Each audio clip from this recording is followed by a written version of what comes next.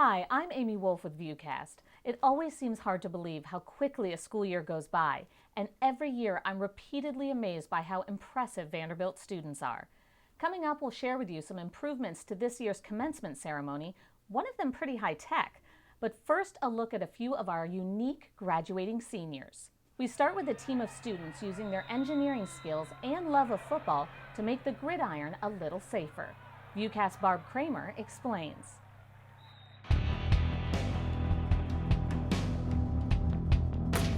It's a sight we don't want to see. Football players getting hit hard on the head. Vanderbilt engineering student Doug Brown knows how that feels. He got a concussion playing football in high school. I really don't remember much from it. I got knocked out pretty good. It was scary. A lot of short-term memory loss. I think I got everything back as far as I know. For Doug, it was a short-lived head injury, but studies show as many as 10 high school athletes a year get subdural hemorrhages on the brain.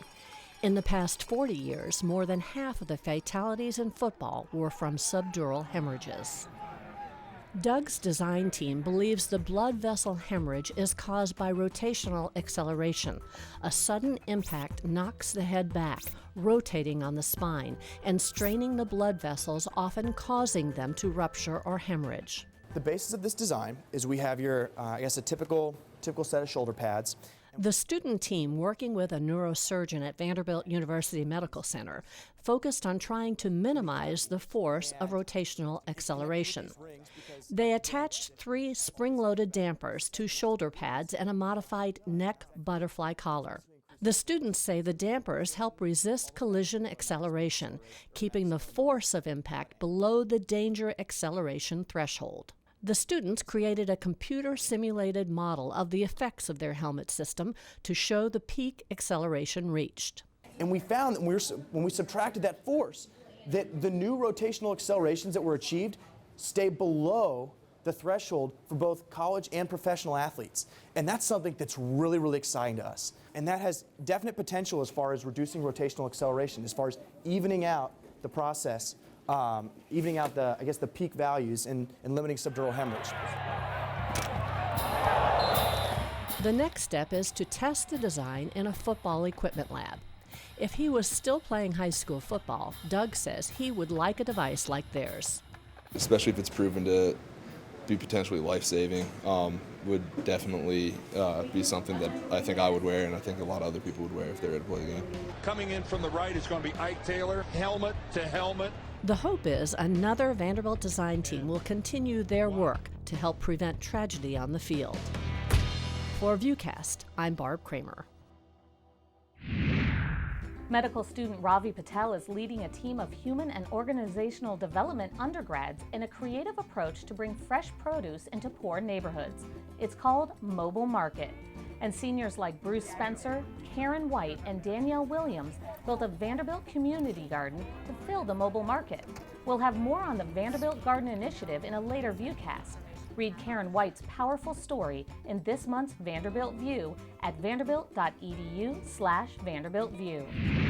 Another impressive senior first took an environmental science class simply to fill a requirement, but that class and a special professor inspired Grace Loy to change her major and dig into research that's making a difference to a very special island. You could say Earth and Environmental Sciences and Philosophy double major Grace Loy spends her days playing in a sandbox. But this Knoxville, Tennessee undergrad is working on a collaboration that could make a dramatic difference. It's still kind of surprising sometimes that I'm down here doing scientific experiments. I started out as a history major, but it's definitely really fun, and it makes what goes on in the classroom seem a lot more real. Lock Island sits in a Washington state river and plays a special role in the culture of some Native American tribes. Since the 1970s, it's been eroding at an alarming rate. We want to understand how the landslide is affecting the river at different flows, because it is affecting Lock Island at different flows. What flow are we at? We're at 1.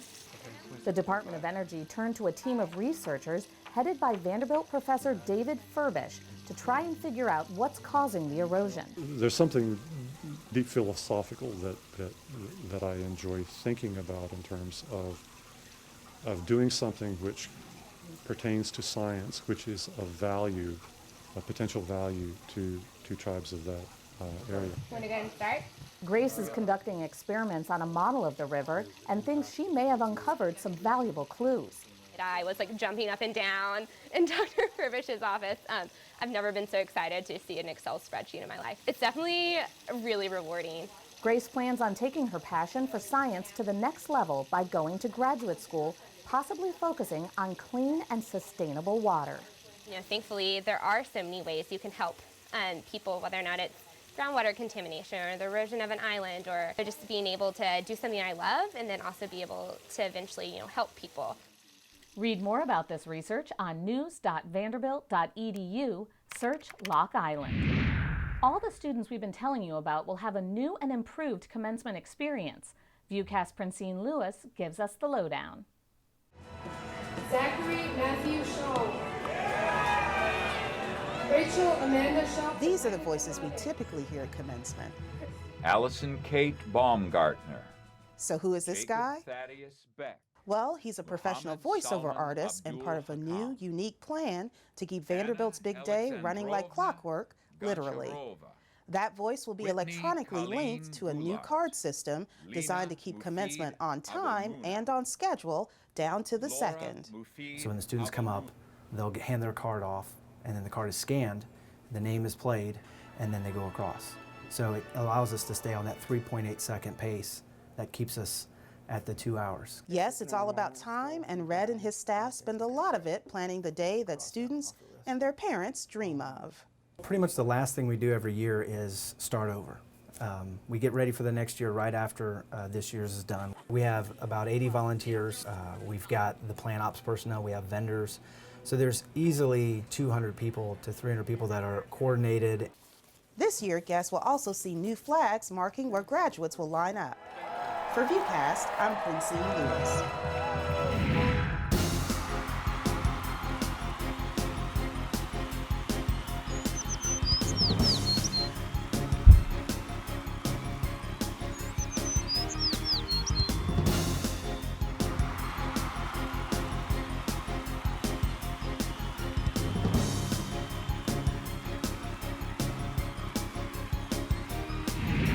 This year's Senior Day speaker is sure to inspire the graduates. Nobel Peace Prize winner, Greenbelt Movement founder, and women's rights advocate Wangari Maathai will talk about her lifelong passion for Mother Earth.